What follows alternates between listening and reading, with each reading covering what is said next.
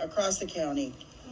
I also want to say how disappointed I am in a post made by the North Carolina State Superintendent, Catherine Truitt. This is the North Carolina State Superintendent for the North Carolina State Education System. And I know how restrictive it is sitting in this seat, because there are things I would say if I wasn't sitting here, because I'd be an independent board member and not someone responsible for being equitable and fair and not exploiting this seat. And it has been very difficult. I have really not chosen to be here and appreciate everyone's support. But I have expectations that people who are in positions of leadership have to rise above their own personality and agenda. But Superintendent Catherine Truitt said today that she will continue to do everything she can to eradicate the teaching of critical race theory, and the North Carolina Republicans are united behind this. And, it's absurd because we haven't even had a discussion, to critically analyze the impact of race in our history, as we are celebrating Juneteenth this weekend that acknowledges the elimination of slavery. But I just want to talk about it didn't just end slavery. We're talking about 2.5 centuries of not only denying people access to opportunities, creating a race arrangement, really, because white people, poor and working class white people, were a problem to the land-owning gentry. They were indentured servants, they were exploited, they were abused, they were misled, and they found solidarity with kidnapped and enslaved Africans and indigenous people, and that was a problem to the colonial leaders in Virginia. So they had to figure out what to do with poor and working class white people, so they created this all-class racial identity that they could be a part of.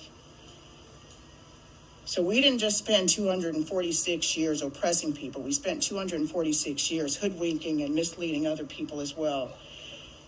And that, I believe, accounts for the fact that we have twice as many, if not more, poor, working class white people on welfare in the United States that a lot of wealthy people don't give 2 cents about. I think we also spent 2.5 centuries building a nation to the exclusion of everyone else.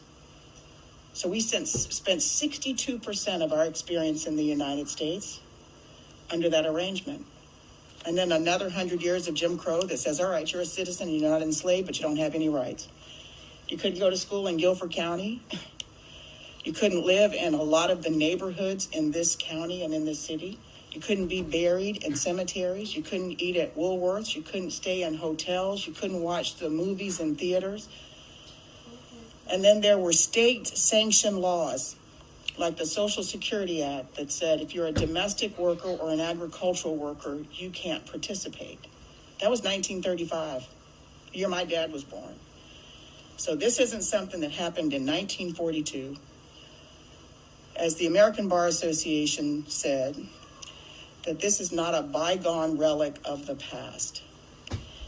And I am stunned that there is not an inquiry or a desire to engage in critical examination of the thing people are going around here trying to ban. We say we want our children to be critical thinkers, that we want them to be inquisitive, to be curious, to question. And what we are saying here is don't do that. So happy Juneteenth. And Dr. Contreras, we have our days, but it is truly an honor to serve with you because I know that you really do care about children. And I am sorry what is happening to you. And I'll do everything in my